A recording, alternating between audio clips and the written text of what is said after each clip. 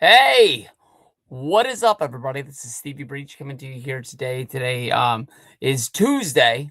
We're coming to you the day after WWE's Monday Night Raw on the road to Elimination Chamber. Elimination Chamber is going to be coming to you Saturday on the ESPN app, and we are on the road to WrestleMania 42. Monday Night Raw. Honestly, they put somebody in both of the chamber matches. They finished qualifying matches. They put Jey Uso, as well as putting Io Sky into the chamber matches. But besides for that, they pretty much set up a lot of WrestleMania for WrestleMania 42. That has kind of put me into a space where WWE is pushing WrestleMania so hard that the Elimination Chamber, which is normally a very fun pay-per-view. I remember my buddy Ravi got to go to the one last year in Toronto. I know that I went to the one in I think I went to 2010 in Atlanta, and I always put it up there with like Money in the Bank. I know I saw a Money in the Bank match when I went to WrestleMania 26. But like Money in the Bank matches and Elimination Chamber matches, I think one in your, lifetime of being a wrestling fan, I don't think is enough. It's one of those things that I always write down on my list of things that I want to accomplish as a wrestling fan, something that I want to see, something that I want to feel one more time. And I think both of those are on there. I think it's an awesome concept. You take 6 of the top names and you put them into one match, and the winner comes out of that match either as the champion or deserving a championship shot. We've seen it used just about every way. We've seen, somebody become champion, somebody going to WrestleMania to fight for the championship as if they won the Royal Rumble. We've seen the Intercontinental put into the chamber before. We've seen the tag titles put into the chamber before. They found ways to make this match, honestly, just about as fun as it's been going. It's been running since 2002. I believe they made it into its own pay-per-view in 2010. And I think it's always been as fun as ever. But when I look at my notes that I wrote down for the Elimination pay-per-view that's going to be coming up on Saturday, it seems like a lot of this stuff is already known. I mean, like, we're watching a show. Anything can happen. Obviously, Bronson Reed was more than likely supposed to win his match on Monday Night Raw. There was an injury. So, God willing, and we don't want anybody to get hurt, but something could happen between now and then. But I think the WrestleMania card is already coming together. They're trying to find a way to build the best card that they can. We know that, when they sit in the room and they're filming WWE Unreal, that they've got matches up on the board. As of right now, I kind of think they're scrambling, and I think anything can happen because I think they're trying to give us the best possible matches. And obviously, with Bronson Reed getting injured, that's probably at least a tag match, maybe a singles match. That's going to be messed up the foreseeable future. In my mind, I thought it was very possible that Bronson Reed might be wrestling against LA Knight. I thought maybe there would be some sort of a 6-man tag using the Vision with Austin Theory as well as Logan Paul. Not the best way to use Logan Paul because besides for his tag match with The Miz, he's always sort of been put in like big matches, even if it's been 3 ways with what was it, Randy Orton and Kevin Owens. We've seen him in singles matches. He finds a way to I'm going to say steal the show. I've been saying that if they turn him babyface, there's a chance they could try and make him the next Shawn Michaels. That's not exactly what I was going for right there, but I don't know. I'm going to give you the spoilers right off the bat, very beginning of the thing. I got CM Punk winning. He already has a match against Roman Reigns. I got AJ Lee winning because why have they been having this storyline and where do they go from here if Becky Lynch wins?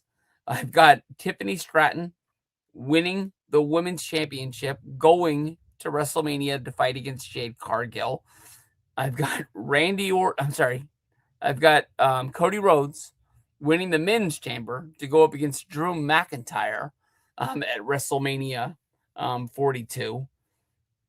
I just don't see anything really compelling on this card. I think it's almost like we're sitting down and we're watching a glorified episode of SmackDown. Maybe we're watching an episode of Monday Night Raw. This is a high quality match that we only get once a year. And I don't know. Maybe it was the fact that because Roman Reigns won the Rumble and he's only going to be on so many shows that they wanted to get it out there. Maybe they wanted to sell more WrestleMania tickets, thinking that they named the main event of the show, that people would be like, I was thinking about going, but now I'm going because I want to see CM Punk versus Roman Reigns.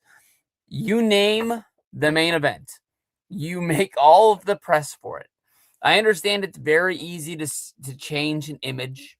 They've done it before when people got injured or they've changed matches.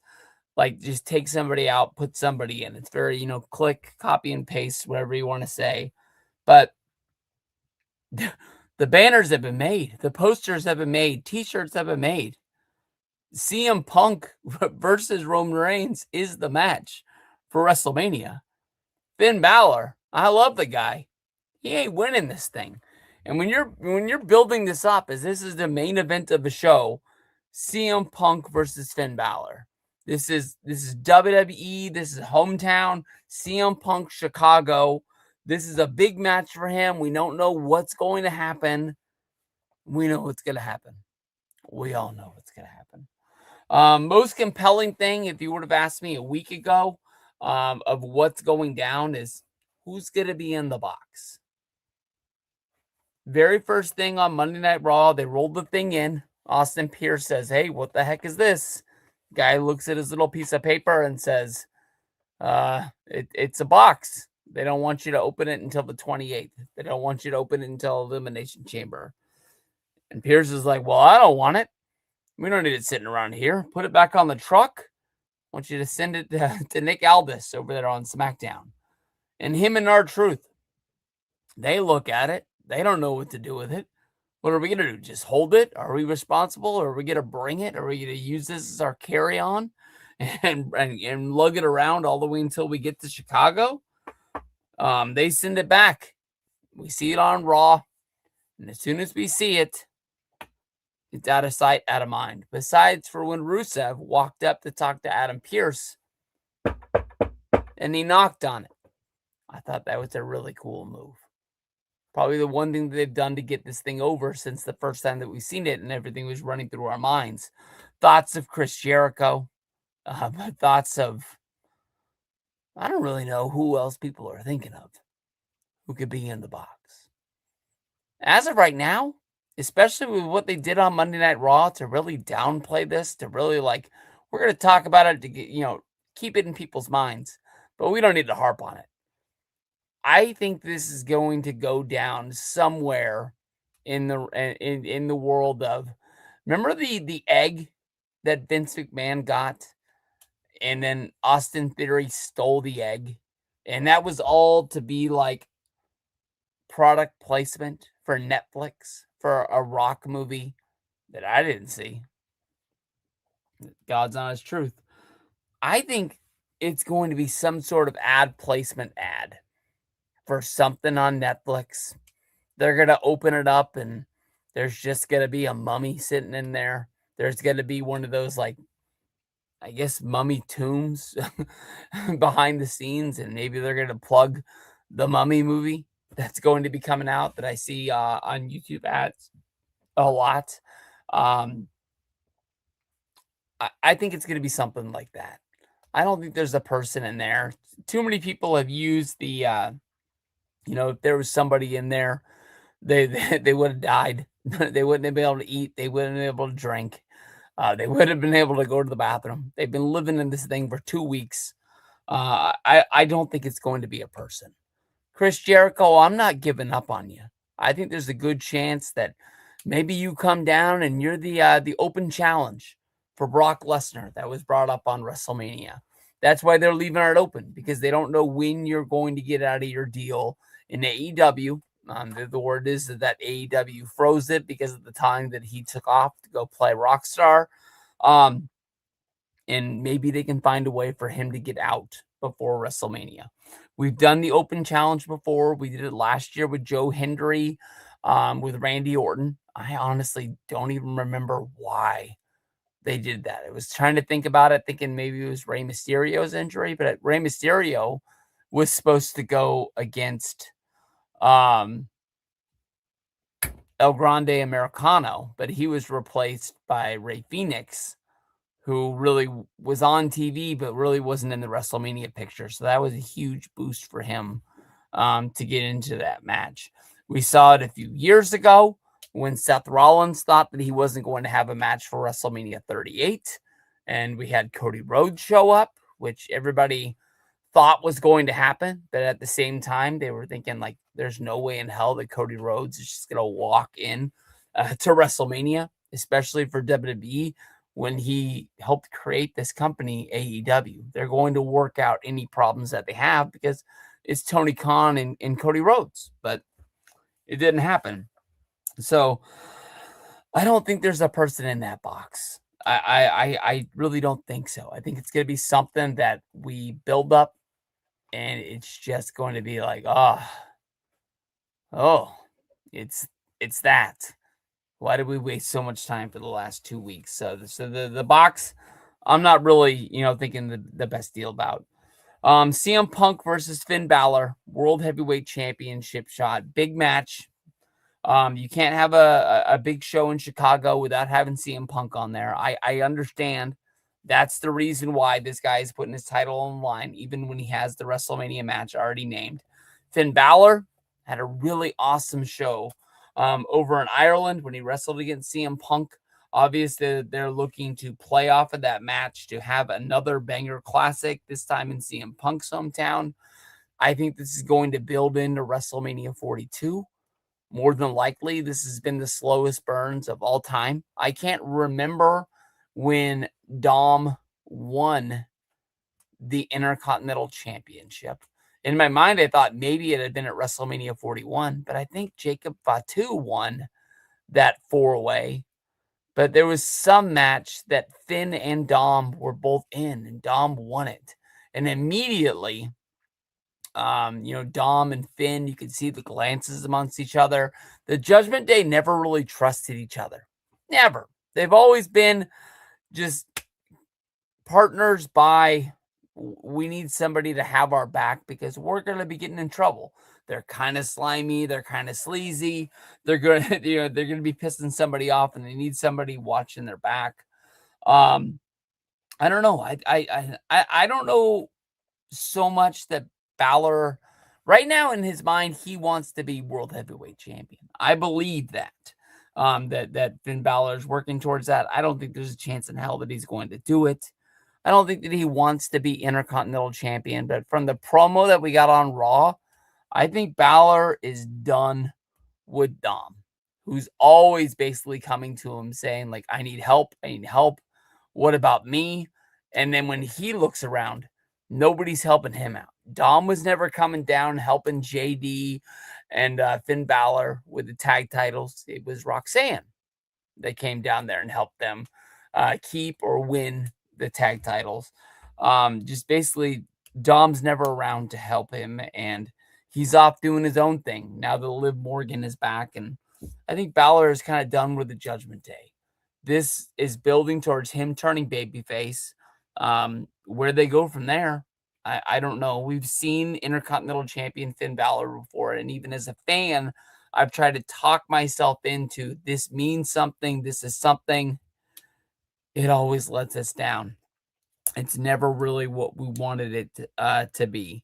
But basically, take out a second mortgage on your house, borrow any money you can from anybody that'll loan you any money, put all of your money on CM Punk.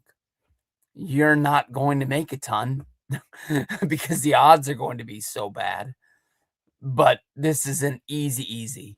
There's a part of me that thinks like, what if Roman Reigns shows up? I understand Roman's not booked for the show, but what if he just tries to cost CM Punk the match? There's a part of me that believes that if Punk loses, they would go right into Balor versus Roman. And even though it would be an easier road for Roman to fight Finn, I'm not saying that it's going to be a walk in the park. Finn Balor's one hell of a superstar. I'm a fan here. I swear to you, I'm a fan here. But I think there's the part of the arrogance and the ego of Roman Reigns that he wouldn't want to beat anybody other than CM Punk. That ties into the big promo that he did that stole everybody's hearts that they've been waiting 12, 13 years to see from Roman. That I hate you. I've always hated you. You've made my life harder with your little podcast with Colt Cabana, talking about the 3-on-1 match and make Roman Reigns look strong and blah, blah, blah, blah, blah. You listen to that interview. You remember the interview. All of us remember it. If not, look it up on YouTube. It lives on there. You can go to Colt Cabana's podcast page. There's a lot of ads on the episode, but it's still up. CM Punk does everything in the world to tell WWE, if you guys want this guy to look so good, let him beat me. He's doing everything he can to say, let him beat me. I think that Punk was waving the WWE flag even in that interview until the day he rolled out of the ring when he got eliminated by Corporate Kane at the Royal Rumble and said, "This isn't worth it. I'm done," and walked away. Yeah, bet your money on Punk. I don't know any other way to say it. Punk's going to win this match. We're going to circle his name not once, but twice. I wish I had a different colored pen. I would circle in that one too to let you know. We have a Intercontinental Championship match for the women's division. We got AJ Lee going against Becky Lynch. I don't like this match. I don't like this matchup. I don't like the characters. Becky Lynch as the badass, the man.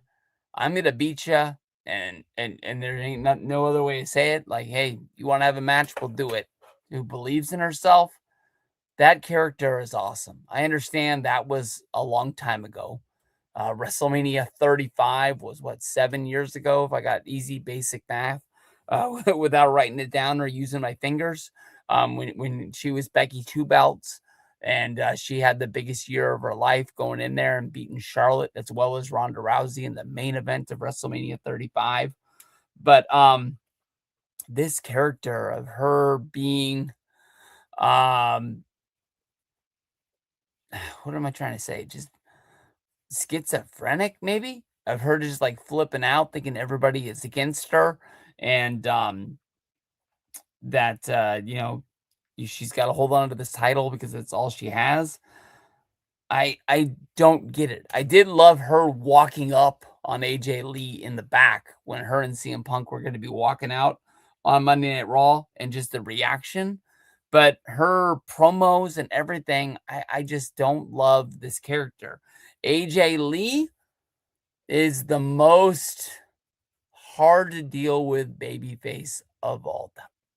I understand, a lot of baby faces love to pat themselves on the back and put themselves over, but I've never seen it in the women's division this way. AJ Lee flaunting that, like, I did this, 10 years ago with the women's division and the butterfly belt. And, I didn't have anybody to work with. And I brought this, division to a higher standard and blah, blah, blah. I think that if you're AJ Lee, you put yourself over, but you also thank the likes of Becky Lynch. You thank Charlotte. You thank Sasha Banks. You thank Bayley. You thank the people that brought you there. This championship gets a lot of airtime on Monday Night Raw, and I don't really understand it. I think this belt was created for people like Maxine and Natalia, and they're nowhere to be seen. It looked like a few weeks ago on Raw, they were setting up a tag match. You think about this, Natalia eliminated Becky Lynch from the Royal Rumble, and we've done nothing to play off of that. If you were watching the Rumble back in the 90s, if you had somebody eliminate somebody else, that was a match you were going to see on Superstars. That was a match you were going to see on Saturday night's main event. It might even be a WrestleMania match simply because somebody eliminated somebody at the Royal Rumble. I'm picking AJ Lee to get the win here. I don't want to talk all day about this show, let alone this match, because I don't know. If AJ doesn't win this, Becky's going to basically get to the point where she just says she doesn't want to fight AJ anymore. She's been there. She's done that. But then again, if AJ beats Becky, are we going to have to see this again at WrestleMania? Because in my mind, I think this title was created for the mid-card to try and make those mid-card wrestlers mean more. And it just kind of really seems like they're trying to make Becky Lynch mean something while trying to put over people like Stephanie DeCare, Tiffany Stratton, keeping, Liv Morgan in the main event picture because they're the superstars of today. This basically a lot makes me think of like the TNA Legends title of 2009, 2010, when, Booker T, Kevin Nash, AJ Styles were wrestling for this title that really meant nothing than, just basically like tin and leather. and it only meant something because they just kept saying it did. It just, nobody really thinks about that championship. And I think they changed the name to like the television title and they changed the name to something else, just trying to make it mean something. But in the long run, just the creation of this title, I think they handed it to Booker T. Well, like, you're the Legends champion now. Didn't beat anybody. Just, this is yours. It didn't mean anything. We're going to go to the women's Elimination Chamber. The winner of this match is going to be going up against Jade Cargill at WrestleMania 42 in Las Vegas. We got Raquel Rodriguez, Asuka, Kiana James, Alexa Bliss, Tiffany Stratton, and Rhea Ripley. I'm not quite sure how to help you with that. Dude, I didn't say Alexa. I said Asuka. But I think that happens every week. But let's just start with this. Kiana James. How did we get here? I remember the first time I saw her on a wrestling card, she looked like a superstar that could be somebody in WWE. When you buy like the NXT cards and you kind of see like what's going on in NXT and how many wrestlers they really have down there. You can kind of pick the ones that you think are going to be stars. When I saw the Kiana James card, I thought, I never seen her in a match, but she looks like she could be a worker. Since coming to the main roster, she was drafted to the Monday Night Raw brand, and I think she got injured. And then when they brought her back, she was like kind of like a manager. She signed Julia. We've seen her wrestle in a tag team match. And I think we even saw her wrestle in a singles match for the United States title when Julia didn't have it, if I remember right. But maybe she's finally back from the injury and she can wrestle. They were just putting her on TV as a manager. But like, Kiana James in my mind is a manager. How does she get into this role? And how does she not offer the role to the person that she has signed to her management team? How is Julia not in this match? I don't even think Julia got an Elimination Chamber qualifying match. And if I'm Julia, who I think is a heel, how do I let this stand? I understand that the women's division is packed full of tag teams. I really thought this whole women's chamber match was going to be about tag teams. Somebody was going to win. They were going to go fight Jade. And I really thought they were starting to set up this big WrestleMania tag team match. In my mind, I thought it was going to be a TLC kind of ladder match style, where they were just going to put a bunch of names in there. Asuka and Kairi Sane, Alexa Bliss and Charlotte, Raquel Rodriguez, Roxanne Perez, Rhea Ripley, Io Sky. And in the end, nobody got their partner in. It's all singles wrestlers. and nobody has ties to anybody else. I think that's crazy. Roxanne Perez is out with an injury. She got some like mass taken off her back. We haven't seen her on Raw in a few weeks. Carrie Sane didn't qualify. Kiana James is in there. I don't even think Julia got a match. Alexa Bliss is in. Why Charlotte didn't win her match. And Charlotte's been doing a face-off with Jade Cargill that's been going on forever. But most importantly, they just did it right before this qualifying match. I don't know if they're going into business for themselves or if this is something that's really on their mind. But that makes me wonder, like, is Charlotte going to do what she has to do to get into this match because she wants to fight Jade so bad at WrestleMania? Or is she willing to just take her loss, let her best friend go, and just have her back and know that the match against Jade is going to come sometime down the road? Tiffany Stratton, straight singles wrestler. She won. She's qualified. Rhea Ripley's in while Io Sky is basically out. We know that they're going to be fighting against Jade Cargill. We know that people can jump at any time they need to, mostly for the reason of just, I don't think anybody's going to jump at this current time. I'm going to scratch out Raquel Rodriguez. I'm going to scratch out Asuka.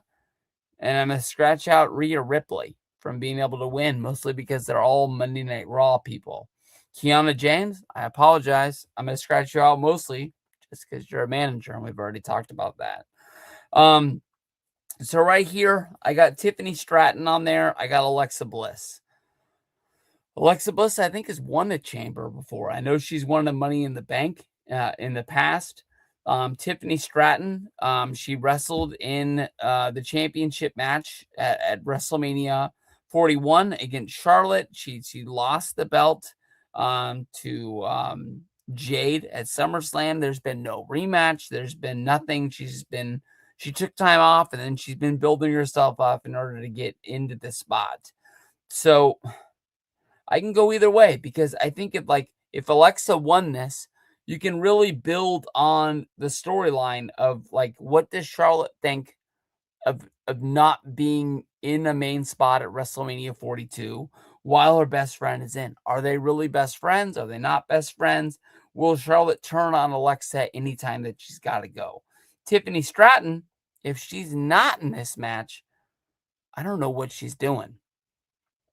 I feel bad for her, but I don't know what else she's got that can be planned for her for WrestleMania. I'm gonna circle Tiffany Stratton to get the win here. I've been basically saying it's her match to lose since she qualified, even though I believe she was the first name to qualify for the chamber. But yeah, Tiffany Stratton is my pick to win the women's chamber. I think she'll go to Jade Cargill at WrestleMania 42.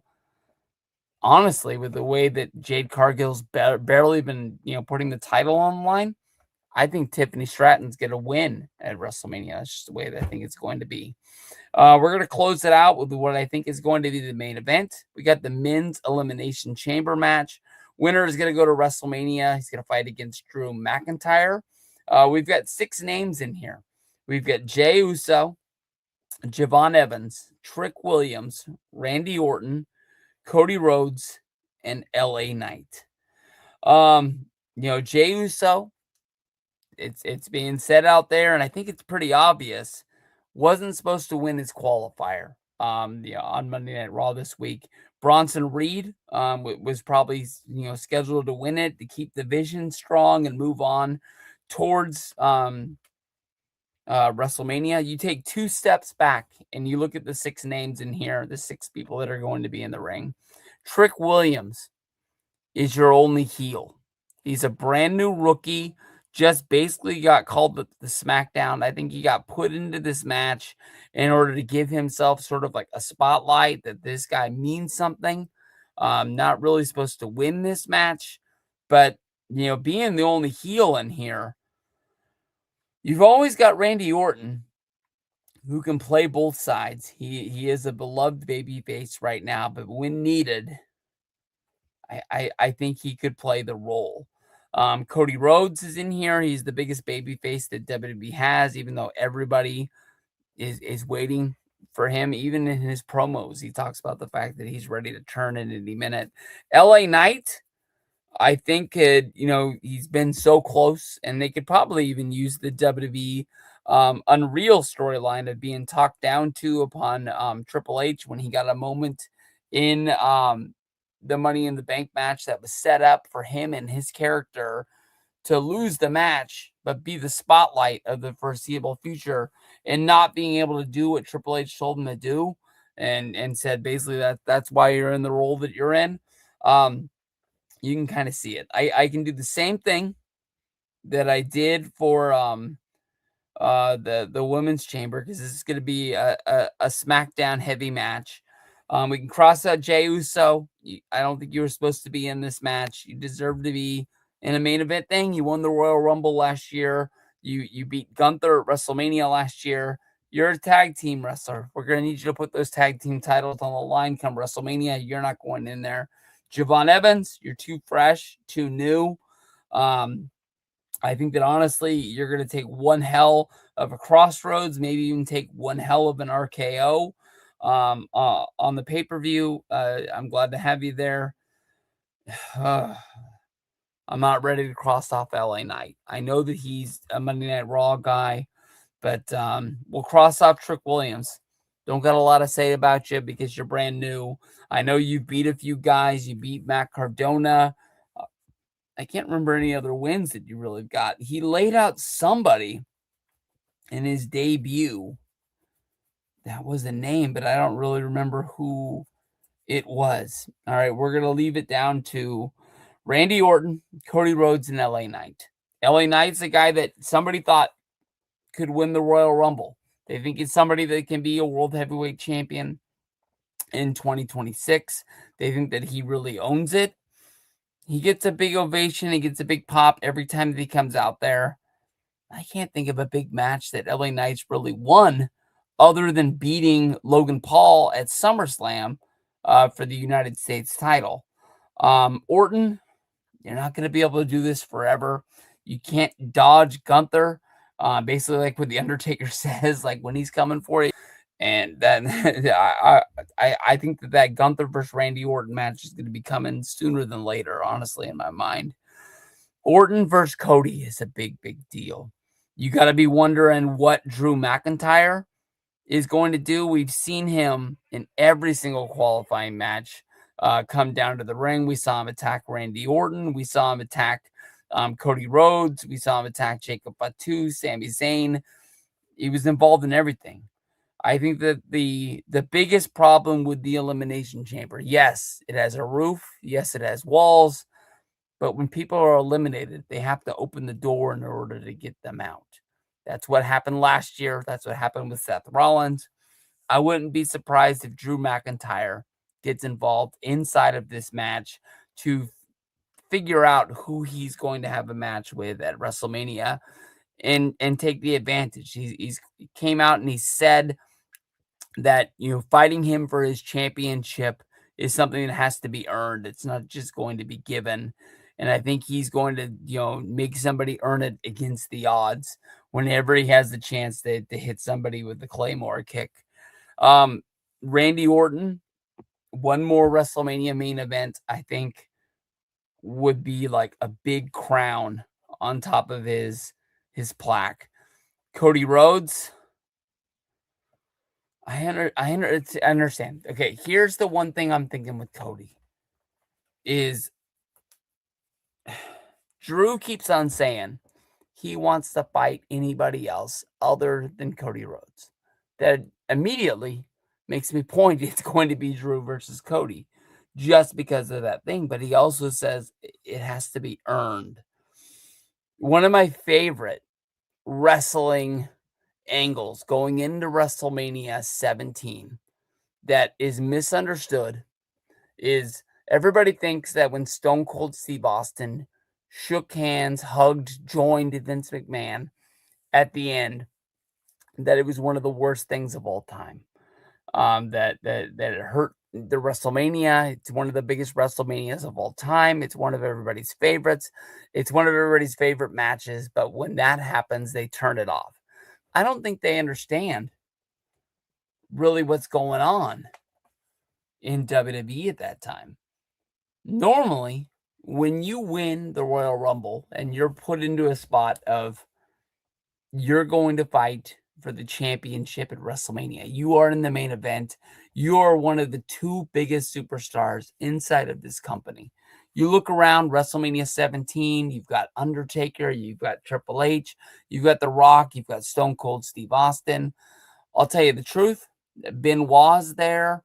Kurt Angle is there, Chris Jericho are there. They're not really at that spot yet. They're down a little bit.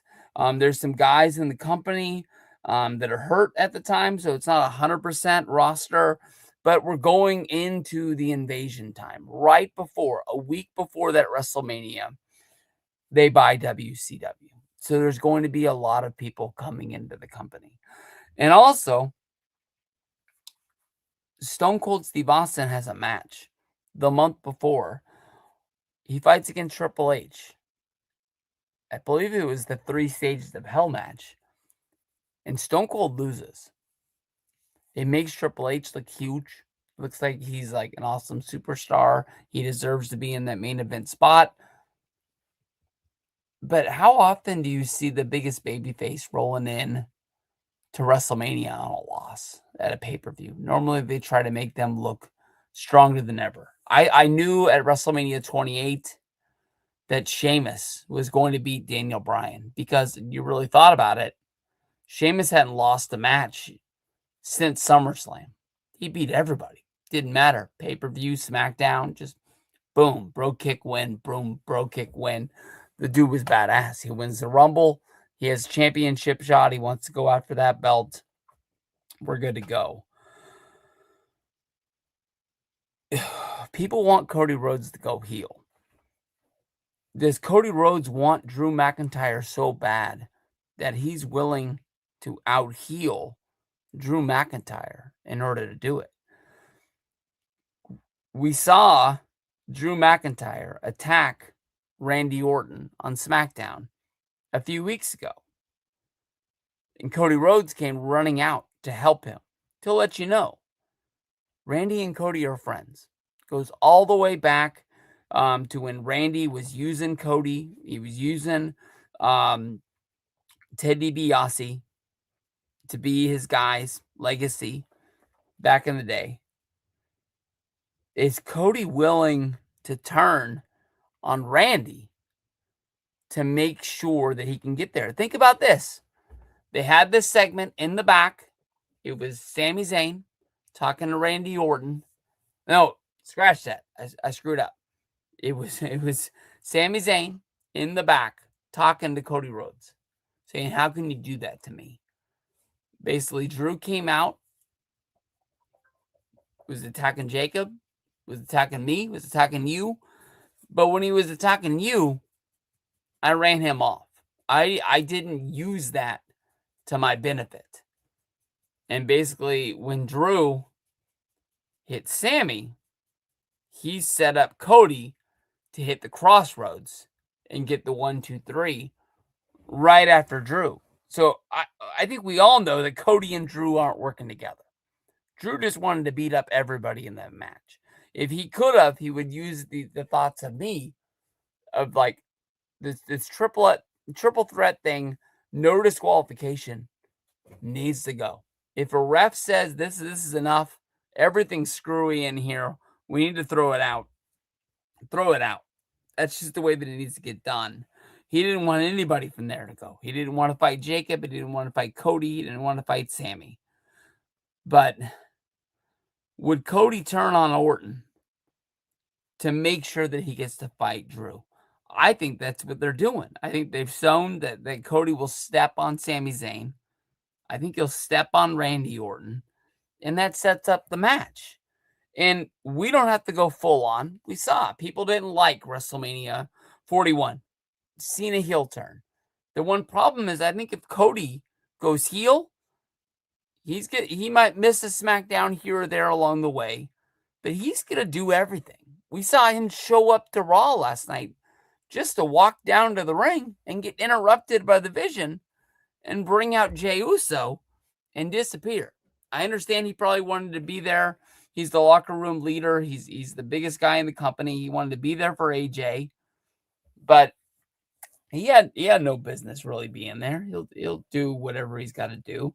If Cody goes heel, he'll do whatever it takes. It's not going to be like the Cena run where he turned heel and we had to wait probably 3 weeks until we saw him again for him to show up in Brussels and basically like try and answer Cody why he did what he did at Elimination Chamber last year. LA Knight, I love you. Randy Orton, I love you. I don't even really have reasons to cross you off other than you're LA Knight and Randy Orton, but I'm picking Cody Rhodes. So I'm going Punk, AJ Lee, Tiffany Stratton, and Cody Rhodes to get the wins here.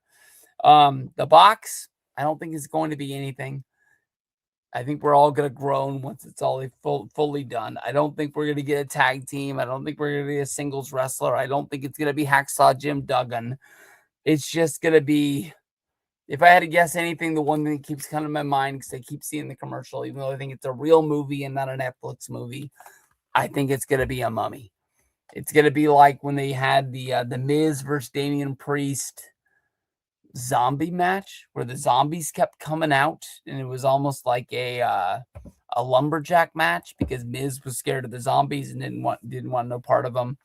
Brock Lesnar, not scheduled to be at Elimination Chamber, even though there were reports that he was going to be in the chamber. There was part of me that thought he was just going to come in and wreck that qualifying match. Maybe if Triple H could have talked to Brock fast enough and said, hey, what's it going to take for you to wrestle at the chamber? Maybe they could have had Brock run out and pin somebody to make sure there was another heel in that men's chamber match. But I don't see anybody calling him out. I don't even think he's going to be there. But the open challenge is out there. I think we're going to start seeing people talk about Brock Lesnar in the upcoming week. Raw and Indy on Monday, which I think is going to be the 2nd because there's only 28 days in February. I'm pretty sure, unless it's a leap year, and I don't think it is. We got Dom versus Penta, Intercontinental Championship. We had Gunther versus Dragon Lee. That's the biggest grown match of all time. We're on the road to WrestleMania. Gunther doesn't need to be fighting guys like Dragon Lee. And we got Roman Reigns, who's going to be making an appearance at the show.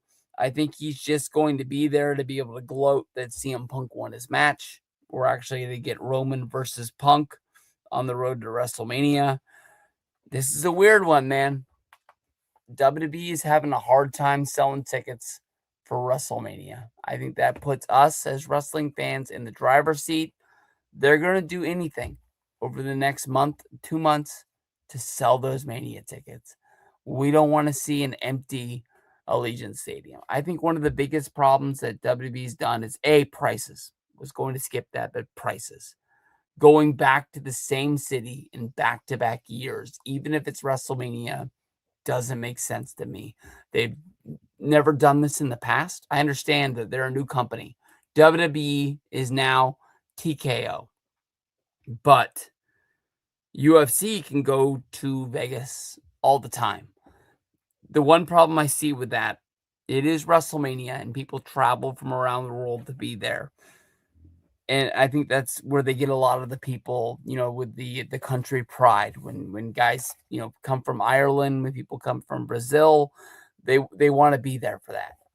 I just don't think that they do that more than the normal people for WrestleMania. I'm not sure. So I think we're in the driver's seat to be getting something special, but I don't think they had enough time to fix or beef up the Elimination Chamber pay-per-view. One of the biggest problems that they had was booking it in Chicago, trying to get a CM Punk match when we already have a CM Punk match on the books for WrestleMania. They didn't make me believe that Finn Balor was a character that could beat Punk, that would want to fight Roman, that would still sell tickets. Let's say this. We know the WrestleMania tickets that have been sold. Those people know they're going to get CM Punk versus Roman Reigns.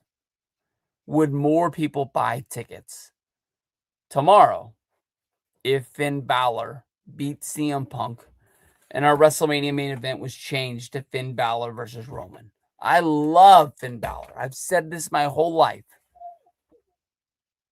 But I don't think more people are saying I gotta go to Mania in order to do this. 1 second, Max. I'm gonna answer the questions in the chat, and then I'll let you out. But I can't get up till then. Thank you everybody for stopping by. I just said 1 second, dude. We got John. Why do you think they inducted AJ Styles so soon to the WWE Hall of Fame? I think that it has to do with his contract probably coming up, and I think they they want him to show up. They want to be able to sell his merch exclusively, knowing that him going into the Hall of Fame, they'll be able to sell gloves, they'll be able to sell vests, they'll have the Hall of Fame T-shirt. I think they just want to capitalize on what's going on.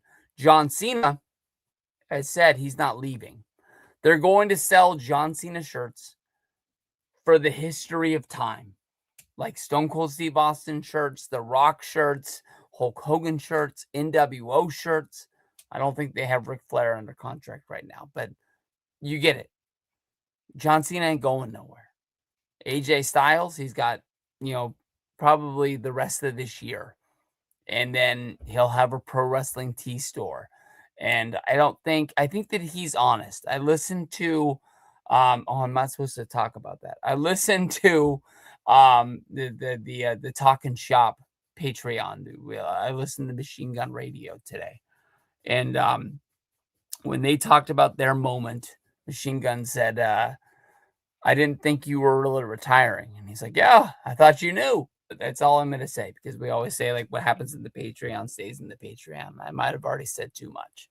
But, yeah, I think that's why AJ's going in. They want to capitalize that he's under contract, and they don't want to lose that. Another question from John right here.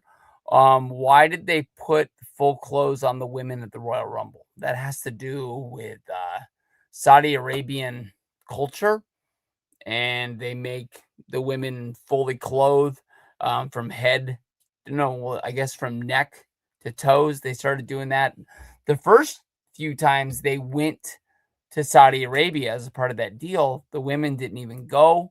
I think the women that were working the show as like backstage and like commentary teams, I think they got to come, because I think Renee Paquette got to go, but no workers. The first match, I think, was Natalya versus Sasha Banks, and they wore the Go-Go Power Rangers. So that's just something they've done.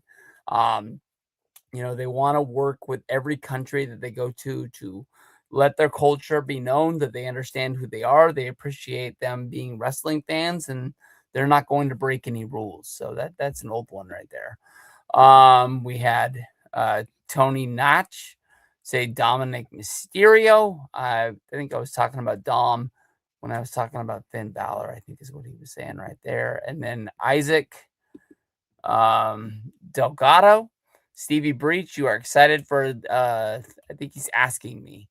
And maybe he's trying to say here, Stevie Breach, are you excited for WWE's Elimination Chamber this Saturday night on ESPN? No, I'm not. And I think I'm kind of mad at myself. I don't think I'm really mad at WWE. I think you just look at this show and you say, we're going to get 3 hours of wrestling on a Saturday night, which we only get like once a month. But a lot of this it's just pretty predictable stuff. Punk versus Balor. Punk's already in a match at WrestleMania. So is he going to lose to Finn Balor? No. AJ Lee versus Becky is a storyline that's been going on since June or maybe July. This is the first time they've been involved in a singles match. Where do they go if Becky Lynch beats AJ Lee? Why does AJ Lee keep hanging around WWE? It was said that she signed a full-time contract. You would think she's going to be there as long as CM Punk is there. And what do you do with her? I understand she's probably got to win this belt so she can lose this belt. And then I don't really want to see AJ Lee that much. I apologize. I liked her. I liked her back in the day. I can do without her right now. That's just me. That's mean. I apologize. Said too much. I got Tiffany Stratton winning the chamber. She's the only woman wrestling in the women's chamber that is a singles wrestler. She's not involved in a tag team, not involved in a faction. I think it's pretty obvious she's going to go up against Jade Cargill. They had a match at SummerSlam. Jade beat her. Is Tiffany going to get the championship back? I think that's your WrestleMania storyline. I picked Cody, biggest name in WWE. If Cody doesn't win this match, what's he going to do at WrestleMania? That's basically all I got. They got the box thing. I think they downplayed the box. I think maybe the box showed up on Raw the first week, and then they were like, "Oh shoot, this got too much press." I think it's just going to be some sort of a prop, some sort of what am I looking for? An advertisement. That's what I think it's going to be. And then people are going to be like, we thought it was Jericho. You thought Jericho lived in a box for 2 weeks? Maybe Jericho could slip himself into the box at the last minute, but you got to be thinking all Elimination Chamber that we're going to be seeing this during the pre-show. We're going to be having our truth look at it, touch it. Like when would he be able to sneak in there? I don't get it. Thanks, Isaac. We're going to go over here to Wrestling Maniac Fan for Life. Looks like you got Hulkamania as your picture there. Pretty damn cool, man. Hey, Steve, enjoy watching your channel. What do you think is in the mystery crate? I just went over that, but in case you're still in here, I'll go back over it real fast. I think it's going to be an advertisement. I think it's going to be something like the egg on Raw when Vince McMahon was still there, and then Austin Theory stole it, and that was the whole thing to put over a Rock movie that was on Netflix.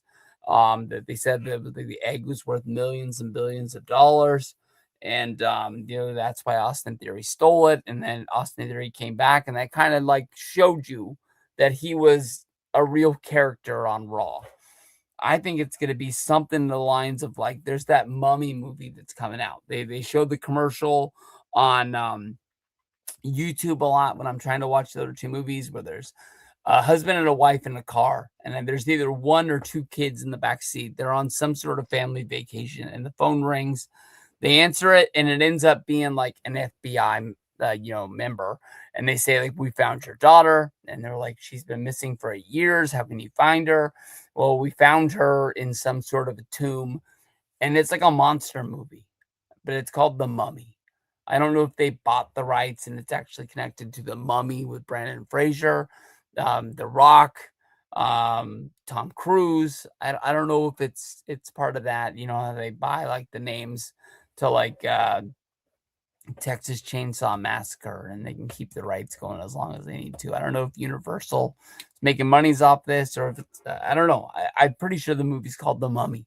I don't think you can just call something The Mummy when there's already a franchise going, but maybe it's like a tomb that comes out of there, and it's one of those big old Egyptian mummy faces. And, maybe they're just saying hey, watch The Mummy when it comes out. I think that's what it might be. So that's it. We went way longer than I expected, 53 minutes. Thank you guys for all sticking around. Elimination Chamber on Saturday. I know where my butt's going to be, on the couch. Peace out. Thank y'all. How do I end this? There we go. Boom.